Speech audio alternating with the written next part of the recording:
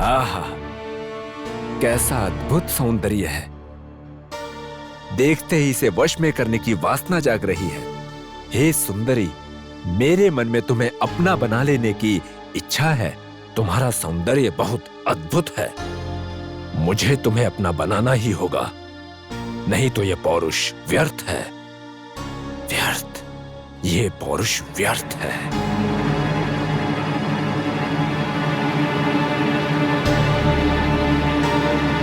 परम सुंदरी, तुम्हारे अद्भुत रूप को देखकर पराक्रमी सांबा तुम्हारे वश में हो चुका है। तुम्हारी हर इच्छा पूरी करूंगा। मेरी काम ज्वाला को बुझा दो। त्रिलोक तुम्हारे चरणों में लाकर रख दूंगा। अपने नेत्र खोलो, बात करो मुझसे। इस व्यर्थ के आलाप को त्याग करो दुष्ट पापी, क्योंकि मुझे इस तप के द्वारा मेरे आराध्य पुरुष से विवाह रचाने का वर प्राप्त करना है। उन्हीं के साथ विवाह करने की मंशा से मैं तपस्या कर रही हूँ। सुंदरी, अभी तुम एक कन्या हो।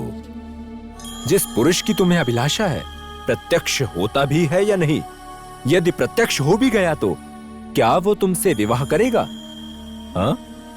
तुम्हारे समक्ष तुमसे प्रेम करने वाला व्याकुल ये सांबा, उस अदृश्य भगवान से तो ये प्रत्यक्ष दिखने वाला दानव ही उत्तम है। इस अकालिक तपस्या से अपने इस मनोहर सुंदर रूप को व्यर्थ में नष्ट कर रही हो। बात मान लो, मुझे स्वीकार कर लो। हाँ। जो नारी एकांत में अपनी तपस्या में लीन हो, उसे पीड़ा पहुंचाने की दुष्टता देखकर प्रतीत होता है तुम्हें धर्मचारण का पूर्णतः ज्ञान नहीं है। इस अधर्मी व्यवहार के कारण तुम किसी भी नारी का गौरव पात्र नहीं बन पाओगे। कृपया अभी इसी समय ये स्थान त्याग कर चले जाओ यहाँ से। उत्तम, अति उत्तम। तुम्हारे विचार सुनकर तुम्हारे प्रति मोह के साथ गौरव भी बढ़ने लगा है। एक नारी ने विश्वामित्र जैसे महामुनि की तपस्या को भंग करके प्राणों की भीख मांगी और वो तपस्या को त्याग कर प्रणय भोगी हो गए थे। यदि इसे उचित माना गया है तो तुम्हारे तपकाल में भी प्रेम की भिक्षा मांगना उचित ही है ना? सही कहा ना? चलो ठीक है। तुम्हारी भावनाओं की मर्यादा करते हुए तुम्हारे पिताश्री के पास जाकर तुम्हारे संप्रदाय को जानकर तुम्हारे पिताश्री से तुम्हारा हाथ मांग लेता हूं। उसके उपरांत तुम एक अनुगत पुत्री बनकर मुझसे विवाह कर लेना। प्रस्थान करता हूं देवी, चलता हूं।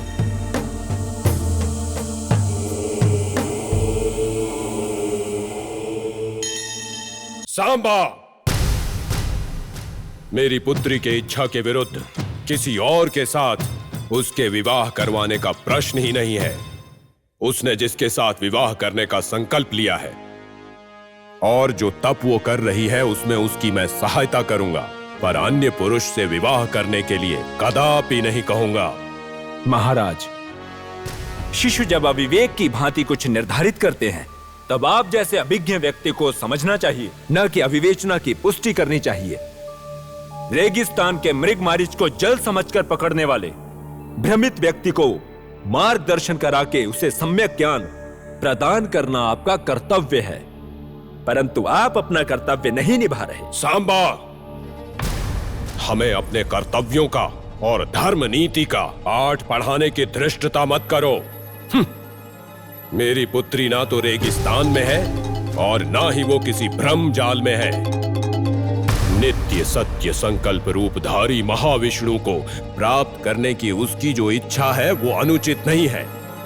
पथ भ्रांत करके दूसरे मार्ग दिखाने की आवश्यकता नहीं है और इसीलिए तुम्हें इस विषय में बात करने की कोई आवश्यकता नहीं है। तुम यहां से प्रस्थान करो। महाराज, महाराज, आपकी प्रत्येक बात को मन में रखकर उसकी मर्यादा रखते हुए एक वचन कहना चाहता हूं। कृपा करके वचन को श्रवण करें। ठीक है, शीघ्रता से तुम अपनी बात कहो और यहां से प्रस्थान करो। हमें राजकाज के कई आवश्यक कार्य करने हैं, तो शीघ्र कहो और यहां से प्रस्थान करो। यदि किसी और ने यह बात कही होती तो इसी क्षण उसका सर धड़ से अलग कर देता मैं, परंतु मेरी मनोकामना सिद्ध करने के लिए मैं अभी शांत हूं। सांबा, तुमने कहा कि तुम्हें कुछ कहना है, तो फिर अब मौन क्यों खड़े हो? शीघ्र कहो और जाओ यहां से। जो आज्ञा महाप्रभु। यदि आपकी पुत्री की तपस्या किसी कारणवश भंग हो गई और उसे अपना पति ना मिले, यदि महाविष्णु को प्राप्त करने में वो विफल हो जाए, तब उसका दूसरा विवाह करवाकर उसका जीवन व्यर्थ न होने दे। तब इस पराक्रमी सांबा से अपनी पुत्री के विवाह के बारे में आपका क्या विचार होगा? सांबा, तुम दिन में तारे गिनने का कार्य कर रहे हो। मेरी पुत्री की अपरिमित शक्ति का तुम्हें किंचित ज्ञान नहीं है, बिल्कुल नहीं है, और वो जानने की योग्यता भी नहीं है। तालाब की मछली अगर आकाश के नक्षत्र को छूना चाहे और इसलिए वो बाहर आ जाए तो क्या होगा? भूमि पर आते ही प्राण निकल जाएंगे, और आकाश को छूने की यही मूर्खता तुम भी कर रहे हो। अपनी योग्यता अनुसार कन्या को ढूंढकर विवाह कर लेना। जाओ यहां से। तुम्हारे मूर्खता से भरे प्रलाप को सुनकर क्रोधित न होकर मैंने तुम्हें शांति से उत्तर दिया, इसे अपना भाग्य समझो। अगर किसी और ने यह प्रलाप किया होता तो वो तुम्हारी तरह जीवित खड़ा न होता। उसी क्षण मैं उसे दंड देता। अगर तुम पुनः ये प्रस्ताव लेकर आए तो तुम्हें भी दंड मिलेगा। नहीं, मैं पुनः नहीं आऊंगा। जा रहा हूं, प्रस्थान कर रहा हूं।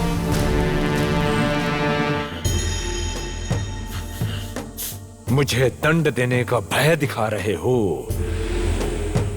मैं जानता हूं तुम्हारी पुत्री को कैसे प्राप्त करना है। अब केवल एक ही मार्ग बचा है।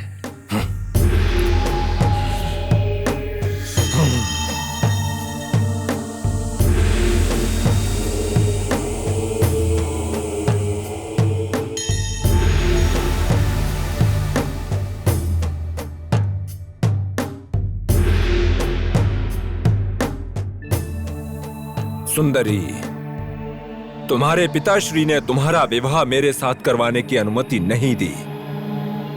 तुमने मेरे प्रणय याचना को स्वीकार नहीं किया, परंतु ये सांबा तुम्हें प्राप्त करके ही रहेगा। अब एक ही मार्ग बचा है, तुम्हें मुझे स्वीकार करना ही होगा, नहीं तो मैं ही तुम्हें अपने वश में कर लूंगा। वेदवती, देखो, सांबा आ गया है। हाँ, तुम्हारे सौंदर्य से मुग्ध होकर मैं पुनः आ गया। तुम्हारे संप्रदाय और भावना को समझते हुए मैंने तुम्हारे पिता के आगे विवाह का प्रस्ताव रखा। बड़ी प्रसन्नता से उन्होंने अपनी सम्मति दी। यदि तुम्हें स्वीकार हो तो विवाह करवाने का वचन दिया है। एक ही कार्य बचा है, तुम्हारी सम्मति। सुंदरी, सुंदरी, इस पूर्ण जगत में जो सुख तुम्हें कोई पुरुष नहीं दे सकता वो मैं दे सकता हूं। जब तक बदन में प्राण है, किसी और नारी को नेत्र उठाकर नहीं देखूंगा। मेरे नेत्रों में केवल तुम्हारे प्रेम की प्रतिछवि रहेगी। जो भी तुम्हारी कामना या अपेक्षा होगी, भू पर हो या किसी और लोक से, मैं पराक्रम से उसे जीत कर ले आऊंगा। इतना ही नहीं, अपने प्राणों के बदले में भी उसे जीत कर लाऊंगा। मेरी बात सुनो सुंदरी, कृपया मुझसे विवाह कर लो। सुनो दुष्ट पुरुष, मैं भली भांति जानती हूँ कि तुम्हारी इस तुच्छ कामना को मेरे पिताश्री कदापि सम्मति और स्वीकृति नहीं देने वाले। तुम में और तुम्हारे संस्कारों में धर्म नाम का कोई अंश नहीं है, और साथ ही सत्य भी नहीं है, जो कि तुम्हारी वाणी से ये प्रतीत होता है। तुम चाहे कितने ही जन्म क्यों ना ले लो, परंतु मेरे जैसी स्त्री का हृदय तुम कभी नहीं जीत पाओगे। तुम कदापि सफल नहीं हो सकते हो। इसलिए इसी क्षण यहाँ से तुम्हारी जाने में भलाई है। अगर मेरे पिताश्री को ये ज्ञात हुआ कि तुम मुझे कष्ट दे रहे हो तो उनकी क्रोधाग्नि में जलकर तुम भस्म हो जाओगे। मैं तुम्हारे पिताजी से भयभीत नहीं होता और ना ही तुमसे भयभीत होता हूँ। अब तो एक ही मार्ग बचा है, बल प्रयोग। दुष्ट, मैंने तुम्हें समझा कर कहा था कि मेरी पुत्री को भूल जाओ। मेरी बात नहीं मानी और पुनः यहाँ आकर बल प्रयोग की चेष्टा की। मैं तुम्हारे प्राण ले लूंगा। उसके पूर्व मैं ही तुम्हारे प्राण ले लूंगा।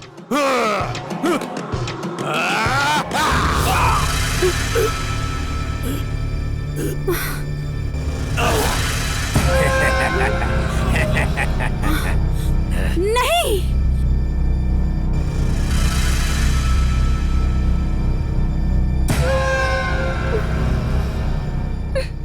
पिताश्री।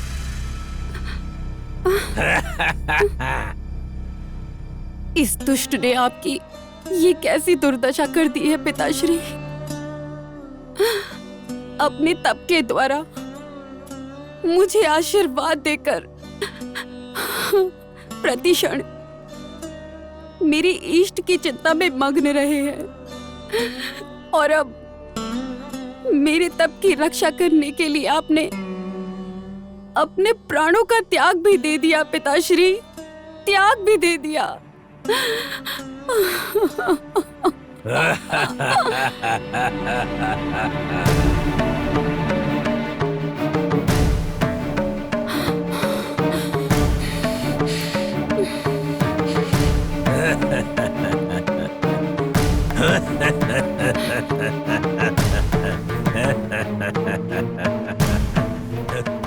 हाँ, प्राण तो त्यागना ही था।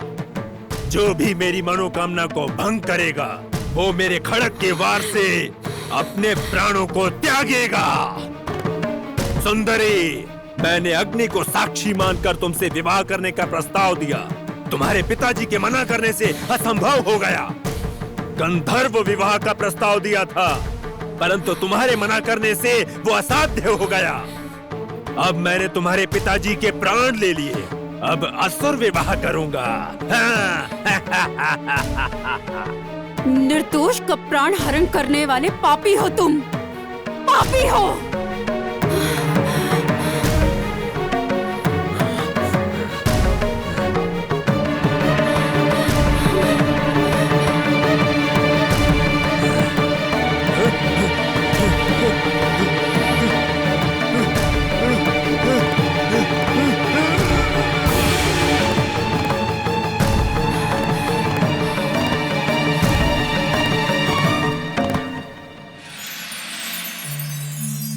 देवर्षि, आपके कथन अनुसार उस पापी सांबा को अपने दृष्टि से वेदवती ने भस्म करके अपने तप को पुनः आरंभ किया, तो क्या श्रीमान नारायण उन्हें पति के रूप में मिले?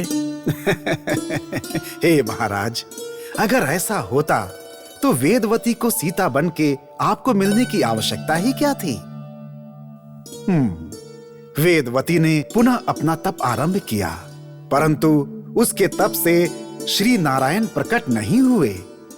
महापराक्रमी, अहंकारी, अति चातुरता के लिए प्रख्यात दशकंठ रावण ने वेदवती का तप पुनः भंग कर दिया। देव ऋषि, रावण ने वेदवती का तप क्यों भंग किया? जैसा कि मैंने कहा, रावण अपने तपोबल और पराक्रम में महाअहंकारी हो गया था। उसने इंद्र के अमरावती पर आक्रमण कर दिया और तब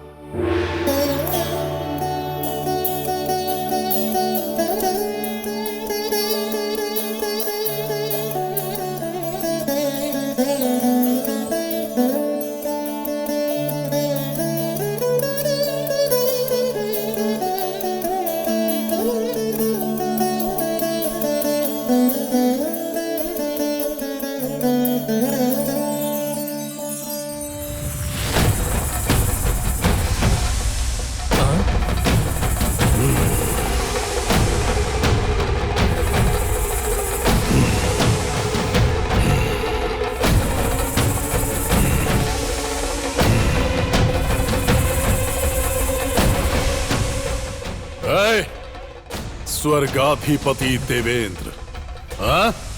रावण के साथ युद्ध करने का दुस्साहस करके यहाँ पर छुप के बैठा हुआ है तू? ये स्वर्ग मुझे सौंप के मेरी शरण लेके मेरे आदेशों का पालन किया तो तेरी मृत्यु बच जाएगी। हे रावण, चुप हो जाओ। तुम कभी मेरे मित्र नहीं बन सकते। उस विष्णु की सहायता लेकर, उसे कभी सिंह बनाकर, कभी वराह बना के, कभी वामन बना के, तुम्हें जिसने हराया हो उसे मारने वाले कुतंत्री हो तुम। हाँ, बल में, पराक्रम में तुमसे कहीं अधिक वीर और पराक्रमी पुरुषों के साथ तुम जैसे व्यक्तियों के साथ मित्रता कभी नहीं हो सकती। क्या केवल तुम्हें ही स्वर्ग भोग का अधिकार हो सकता है? हाँ?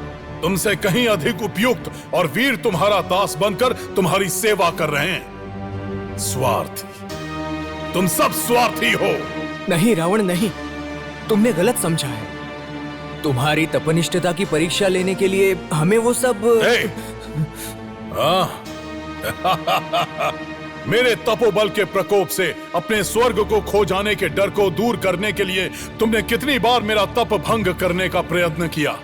अब ये स्वर्ग मेरा है। तुम्हारा ये स्वर्ण सिंहासन अब मेरा है।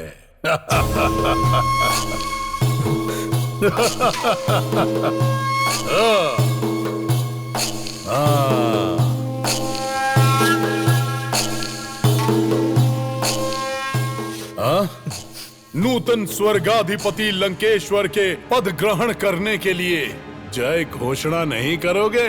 हाँ? स्वर्गाधिपति लंकेश्वर की जय हो। स्वर्गाधिपति लंकेश्वर की जय हो। स्वर्गाधिपति लंकेश्वर की जय हो। स्वर्गाधिपति लंकेश्वर की जय हो।